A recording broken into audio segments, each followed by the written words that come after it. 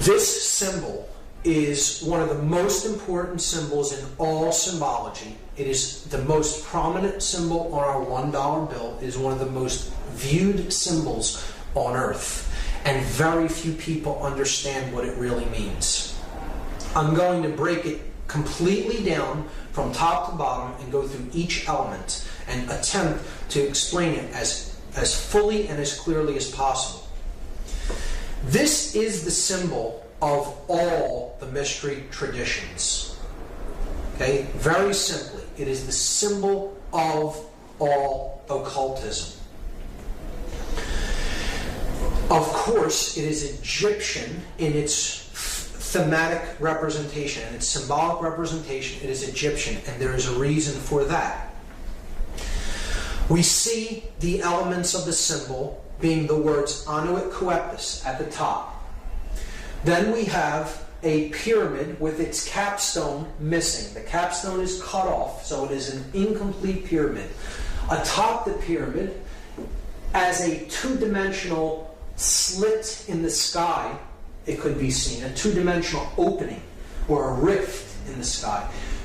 From behind that, we see an eye, and that eye is bathed in light. The pyramid is comprised of 13 courses of brick, the bottom of which has a date inscribed on it in Roman numerals, 9 Roman numerals. There is then a sash with the words Novus Ordo Seclorum written on it at the bottom. So we have to understand each element. Each element is here not by accident, it is there by design, and the makers of this sigil, because that's what this is. This is a sigil, which is comprised of many symbols. Put nothing on it by accident. And everything has a meaning in this. So let's start to break down the symbols one at a time. Anuit Coeptus is Latin. It means, Anuit means to favor or to look favorably upon. Coeptus is an enterprise, an undertaking, or a project, a work in progress, you could say. So Anuit Coeptus means he favors, could mean she favors, it favors, our project. He favors our work.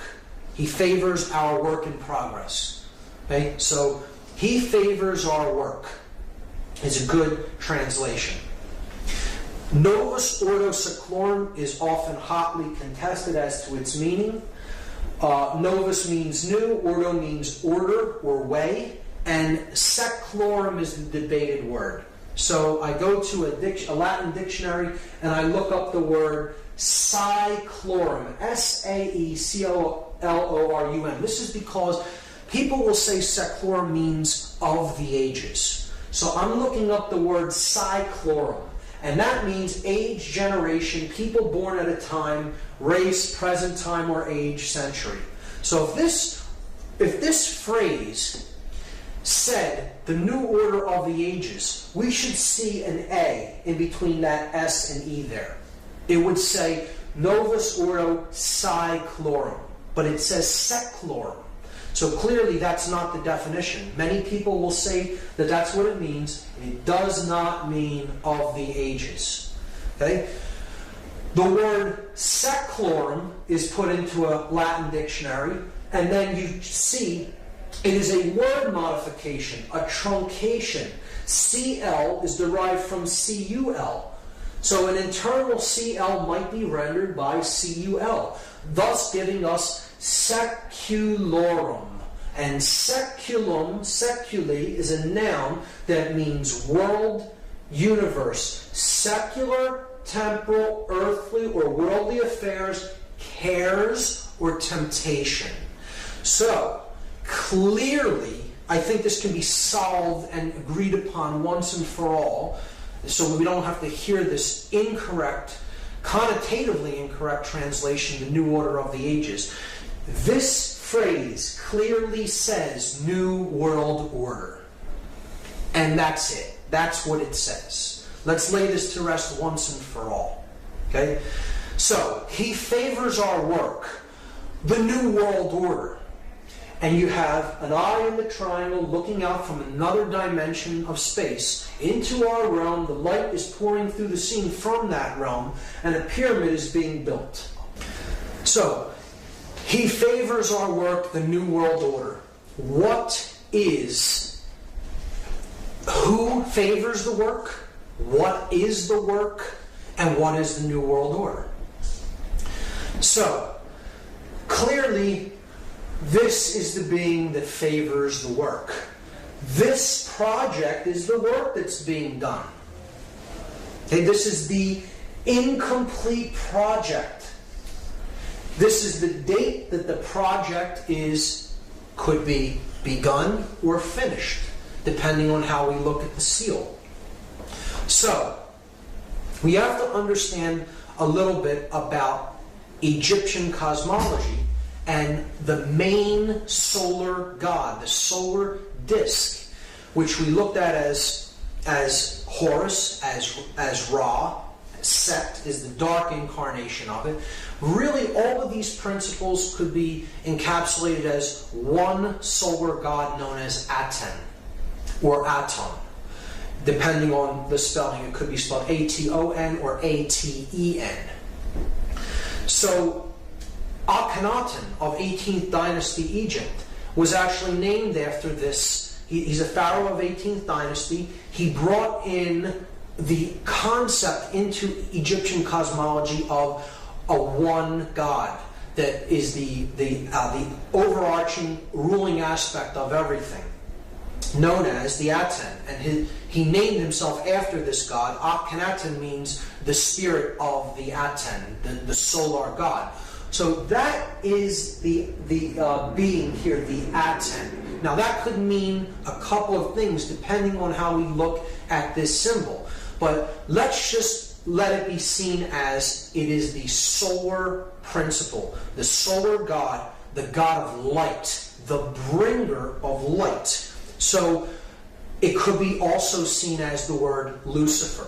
Lucifer comes from two Latin words, lux meaning light, and fere meaning to bear or to bring or to carry.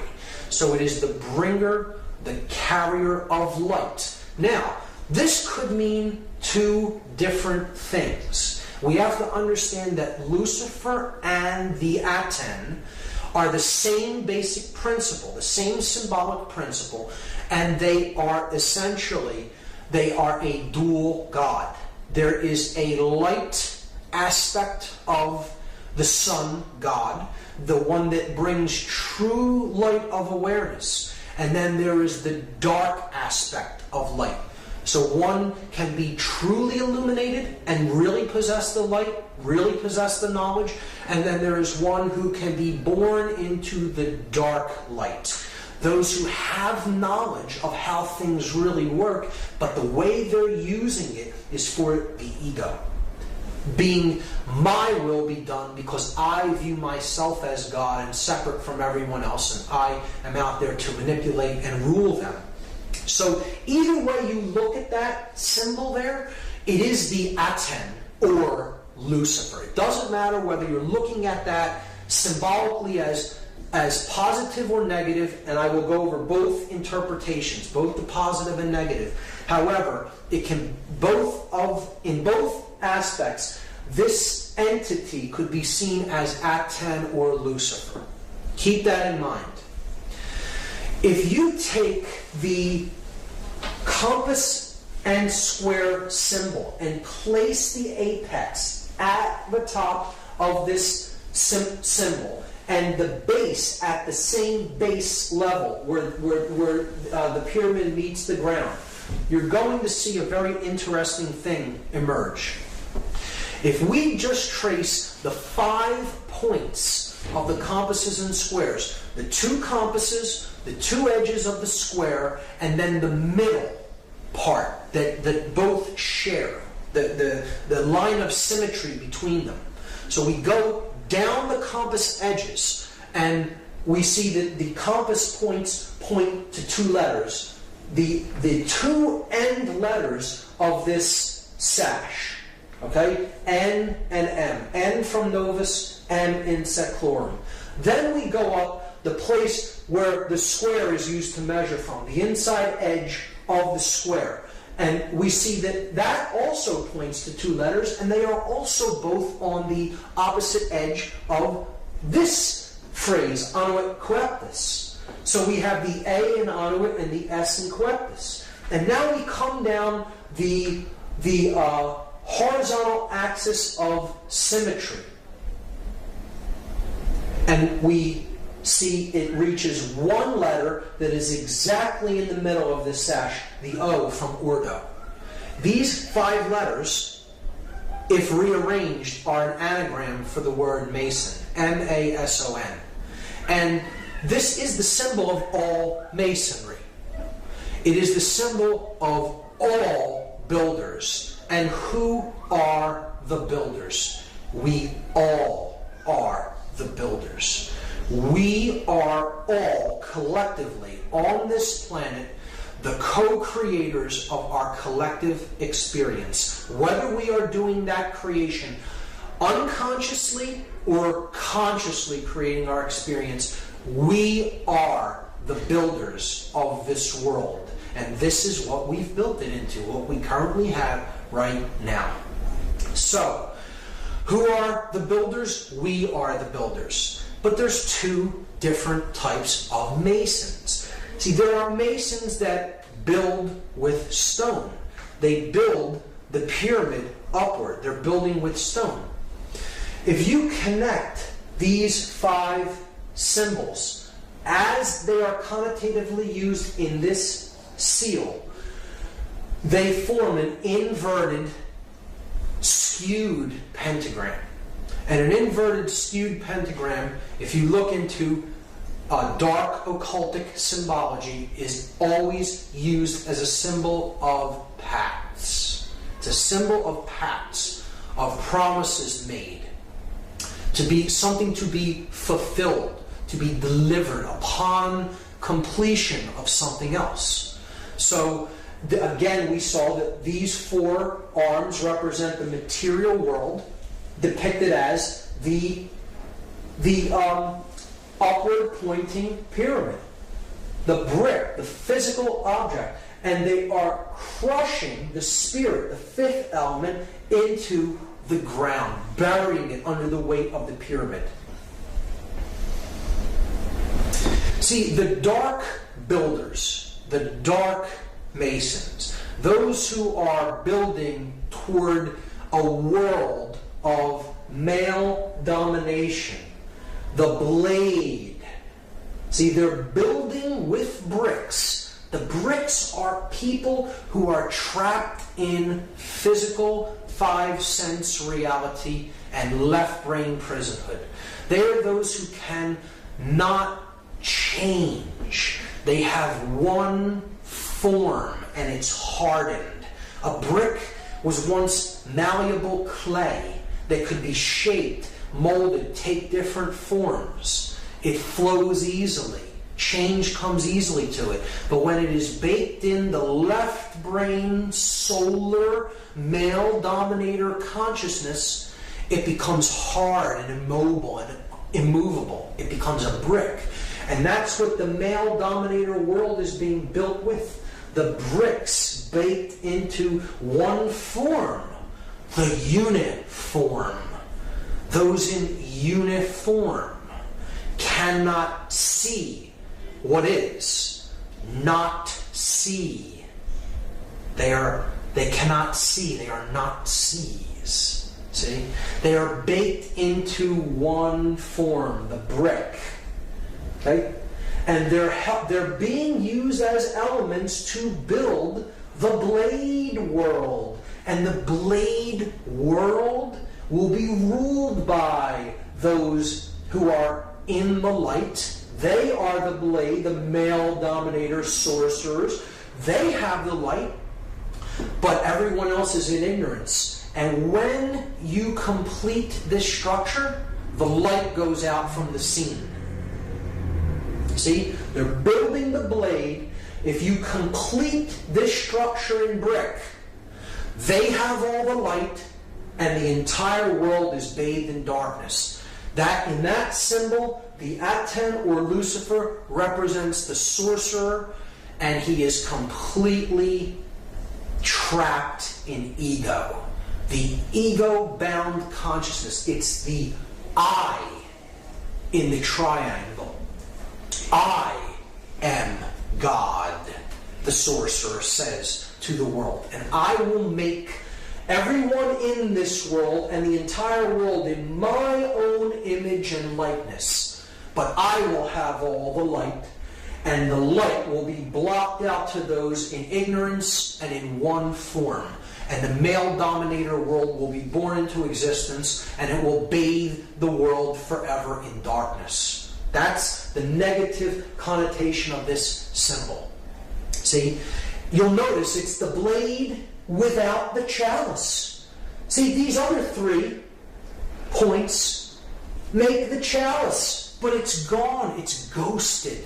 Just like it's been ghosted through human sacrifice, through the cremation of care. Right? It's been ghosted through the removal of the sacred feminine from the Trinity, and through not caring about what goes on in the world. The sacred feminine is removed, it's ghosted, but the male principle is embodied in stone. And that's the project, that the New World Order project that the Dark Masons, the builders with brick, are building into manifestation. Now, there is a light side of this symbol. Again, he favors our project, the New World Order. If the true God of creation, the true bringer of light, the awakened neocortex, the prefrontal cortex, the opening of the third eye, the stone the builders rejected, the Christ consciousness, so to speak, the true bringer of light, right? The true aspect of Aten, the solar mind, right? If we, as the other kind of Mason, are trying to do the work that he favors, the true bringer of light, the true God of creation, and create the positive New World Order, our job as the builders of this project is to remove the brick from the top down, a little at a time, from those who we can help to work, smaller groups, gradually removing and helping people to change in larger and larger and larger groups. And if that pyramid is razed to the ground, is removed from the scene, there's nothing to block out that light of creation. And it comes down and joins with the earth. So the earth is not bathed in darkness of the male dominator blade world. Instead, it's bathed in light because the bricks are gone. Those who cannot change are gone. They've made the change, the metamorphosis, the transfiguration, the transformation in consciousness. And they've been raised to a higher level of awareness. So that's the opposite, the positive New World Order. Masons often tear stone down. And the light mason, the light builder, the light worker, wants to tear this stone down so the light comes down and join up with the earth to create the positive New World Order. And in that aspect, this is a powerful, magnificent symbol of the true mystery traditions. The object is to remove that pyramid of male domination and bring the light down to the earth. So we see that this is the symbol of Solomon encoded into it. The male aspect, here's the the yang, light aspect of consciousness, combined with the feminine yin, dark aspect of consciousness to create the seal of Solomon. As above, so below.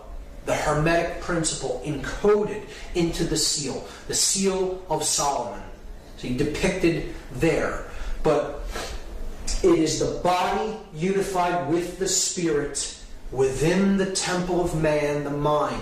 the sun and the moon, the left and the right brain, to create the stone, the philosopher's stone, the opening of the third eye, the pineal gland, known as the stone the builders rejected, because the dark builders reject that light of awareness and consciousness, and they are trying to block it out by completing that pyramid in stone.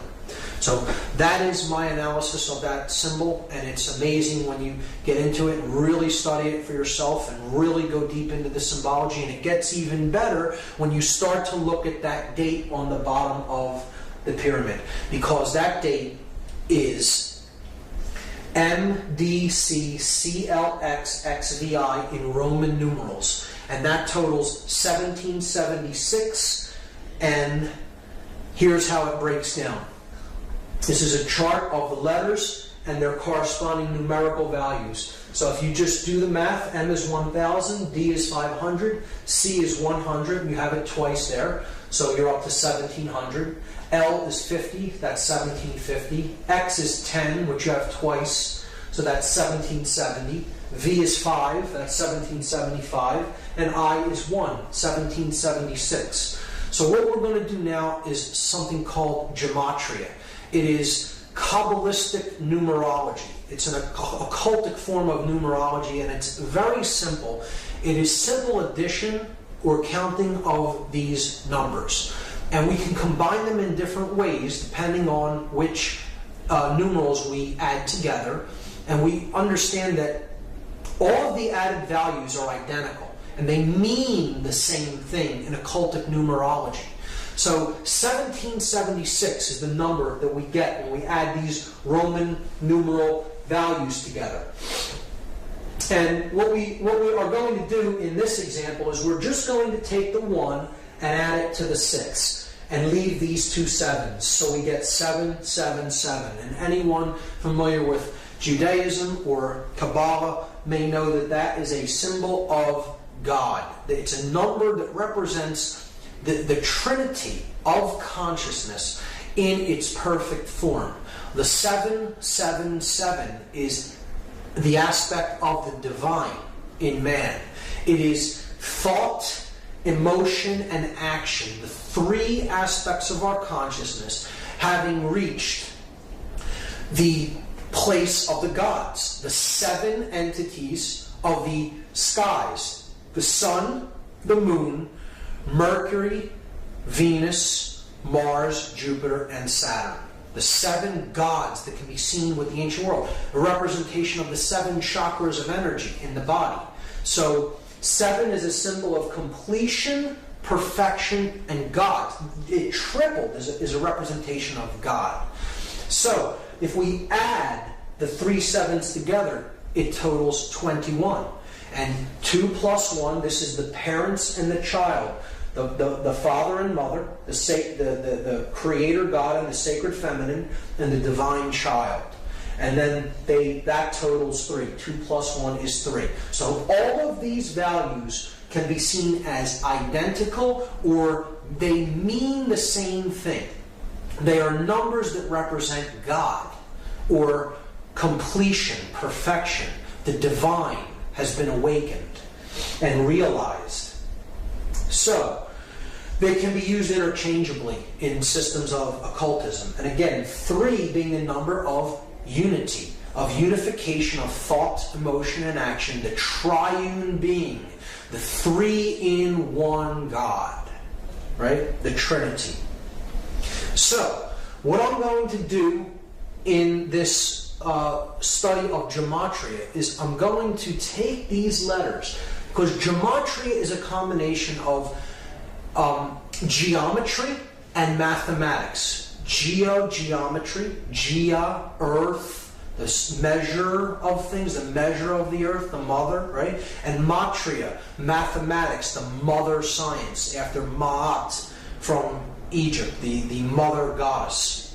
So gematria is a combination of geometry and mathematics. So we have all the elements in place. We have the math aspect is covered by the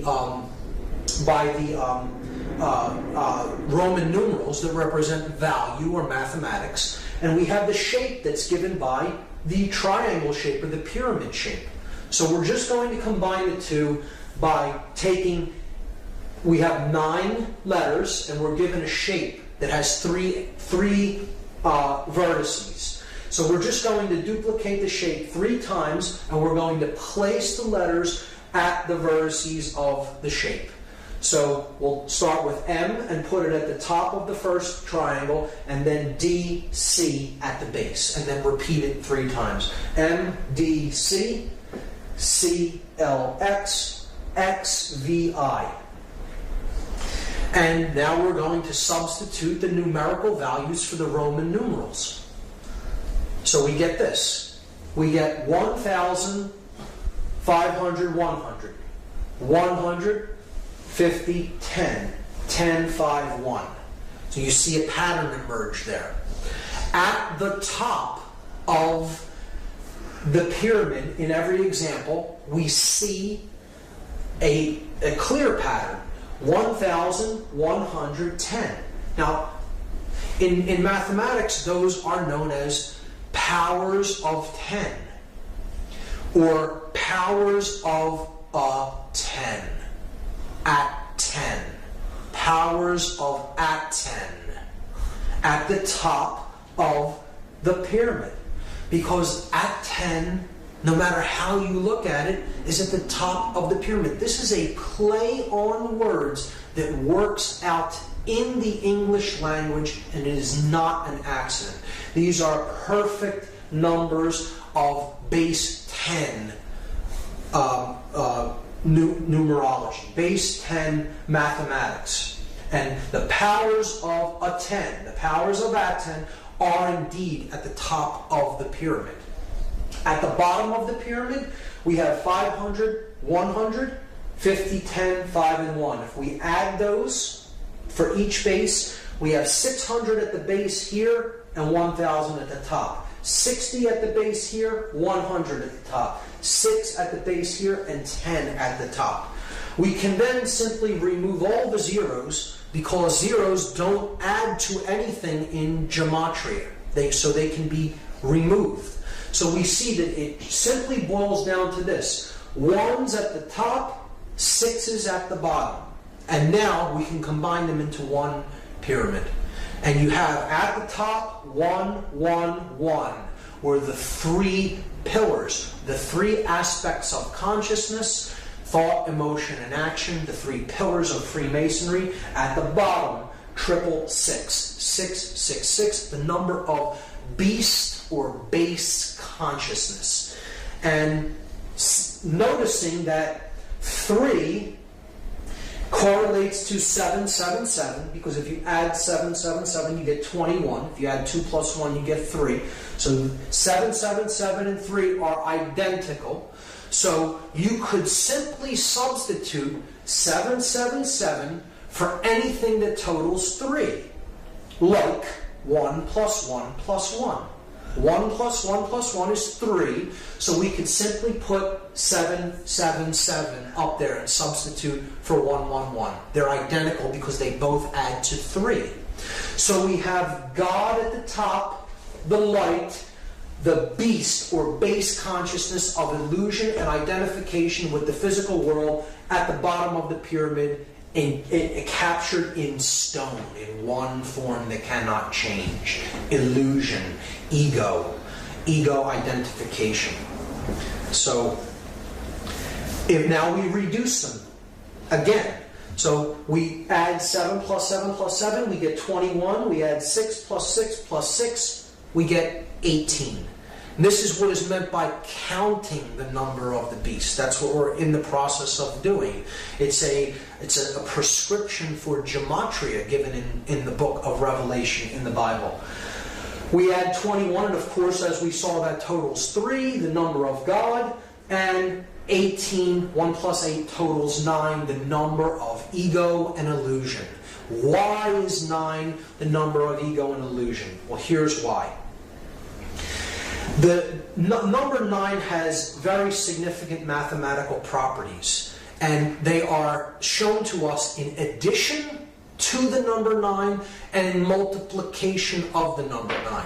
So this side of the table is an addition table. This side of the table is a multiplication table. 9 plus 1 is 10. 1 plus 0 reduces to 1. We're simply adding the final result, the digits of the final result together. So look, we're back at where we started adding to 9. 1. So adding the 9 was like adding 0. Okay? 9 plus 2 is 11. 1 plus 1 reduces to 2. It adds to 2. So we're back to 2. So again, adding the 9 was like adding a 0. You do this with any number. 9 plus any number gets you back to the same number once the result is added together, or what is called in gematria reduction. You're reducing a two-digit or three-digit or four-digit value down to one number. You will ultimately come back to the same value that you started with, because to add 9 is to add illusion, or to add ego, or to add base consciousness. And when you add the beast, when you add base consciousness, you can never affect any change in value. You bring no value to the equation. You are adding 0. You are adding nothing. You are adding illusion. Now, the multiplication of 9 is a different result. 9 times 1 is 9. 9 times 2, 18. Add the 1 and the 8, you get 9. 9 times 3, 27. Add 2 plus 7, you get 9. 9 times any number, no matter what it is. You add the resultant digits, you will come back to 9.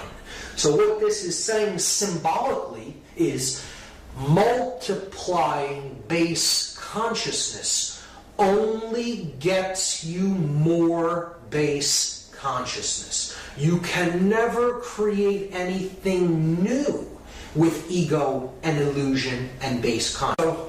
So this is why 9 is the number of illusion and base consciousness, and as such, it is synonymous with 666, or the number of the beast.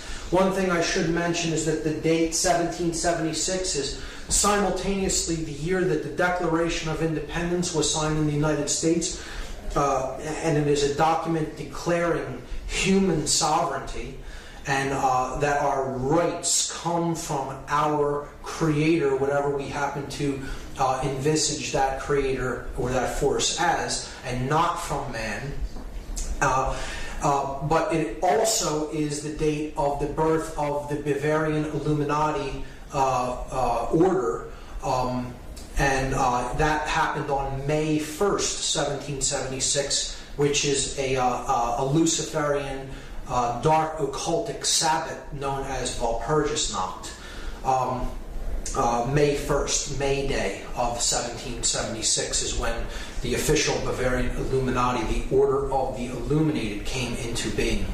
So there's a dualism even inherent in that date. You can look at the Dark New World Order building upward from 1776 in earnest, from the time when this dark occultic order came into manifestation, and the object of the light New World Order to bring the light down by removing the bricks and getting back to the understanding of personal sovereignty as encoded in the Declaration of Independence.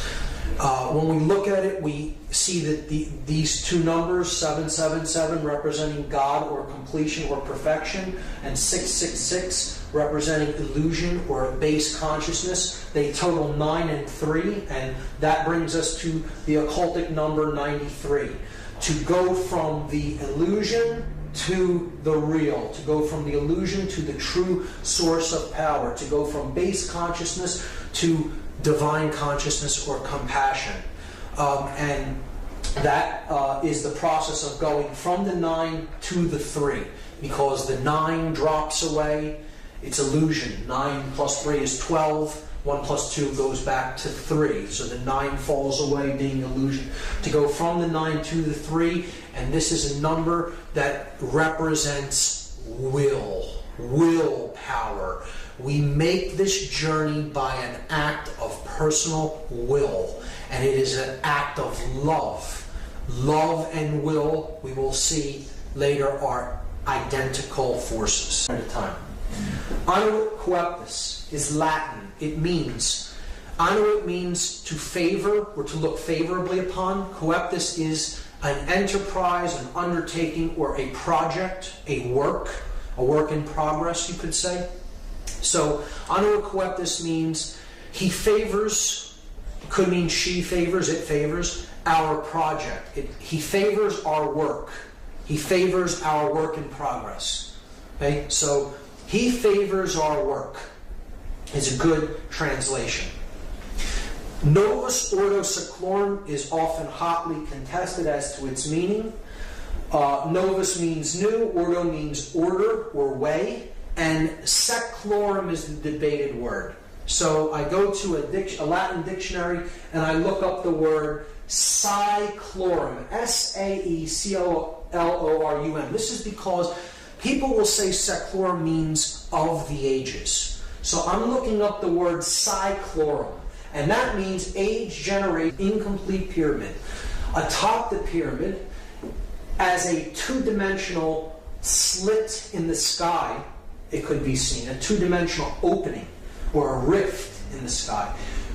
From behind that we see an eye, and that eye is bathed in light. The pyramid is comprised of 13 courses of brick, the bottom of which has a date inscribed on it in Roman numerals, 9 Roman numerals. There is then a sash with the words Novus Ordo Seclorum written on it at the bottom. So we have to understand each element. Each element is here not by accident, it is there by design, and the makers of this sigil, because that's what this is. This is a sigil, which is comprised of many symbols. Put nothing on it by accident, and everything has a meaning in this. So let's start to break down the symbols one. This symbol is one of the most important symbols in all symbology. It is the most prominent symbol on our $1 bill. It is one of the most viewed symbols on earth, and very few people understand what it really means. I'm going to break it completely down from top to bottom and go through each element and attempt to explain it as fully and as clearly as possible. This is the symbol of all the mystery traditions. Okay? Very simply, it is the symbol of all occultism. Of course, it is Egyptian in its thematic representation, and its symbolic representation. It is Egyptian, and there is a reason for that. We see the elements of the symbol being the words Annuit coeptus at the top. Then we have a pyramid with its capstone missing. The capstone is cut off, so it is in people born at a time, race, present time, or age, century. So if this phrase said the new order of the ages, we should see an A in between that S and E there. It would say Novus Ordo Seclorum, but it says Seclorum. So clearly that's not the definition. Many people will say that that's what it means. It does not mean of the ages. Okay? The word seclorum is put into a Latin dictionary, and then you see it is a word modification, a truncation. CL is derived from CUL. So an internal CL might be rendered by CUL, thus giving us seculorum. And seculum, seculi, is a noun that means world, universe. Secular, temporal, earthly, or worldly affairs, cares, or temptation. So, clearly, I think this can be solved and agreed upon once and for all, so we don't have to hear this incorrect, connotatively incorrect translation, the new order of the ages. This phrase clearly says New World Order. And that's it. That's what it says. Let's lay this to rest once and for all. Okay? So, he favors our work, the New World Order. And you have an eye in the triangle looking out from another dimension of space into our realm. The light is pouring through the scene from that realm, and a pyramid is being built. So, he favors our work, the New World Order. Who favors the work? What is the work? And what is the New World Order? So, clearly, this is the being that favors the work. This project is the work that's being done.